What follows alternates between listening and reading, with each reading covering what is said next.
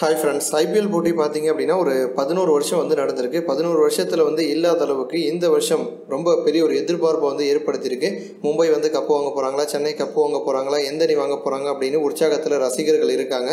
எந்த ஒரு வருஷமும் இல்லாத அளவுக்கு வந்து மும்பை இந்தியன்ஸ் வந்து அதிரடியாக பல விஷயங்கள் வந்து இந்த முறை வந்து பண்ணிட்டு இருக்காங்க. அந்த வகையில் பார்த்தீங்க அப்படின்னா மும்பை இந்தியன்ஸ் அஃபீஷியல் ட்ரைலர் அப்படின்னு சொல்லிட்டு ஒரு வீடியோ ஒன்று வந்து வெளியிட்டிருக்காங்க.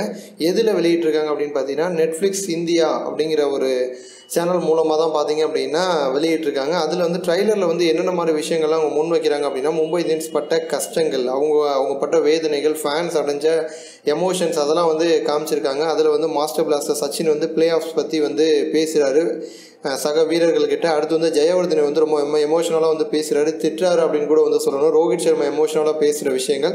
அடுத்து வந்து இளம் வீரரான இஷான் கிஷான் சொதப்பின போட்டிகள், அவர்கிட்ட எல்லாரும் அறிவுரை சொல்கிறது, இந்த மாதிரி பல விஷயங்களை வந்து மையப்படுத்தி ட்ரைலர் அப்படின்னு சொல்லிட்டு ஒன்று வந்து ரிலீஸ் பண்ணியிருக்காங்க. அந்த ட்ரைலருக்கு பார்த்தீங்கன்னா மும்பை ரசிகர்கள் மத்தியில் வந்து நல்ல ஒரு வரவேற்பு வந்து கிடச்சிருக்கு.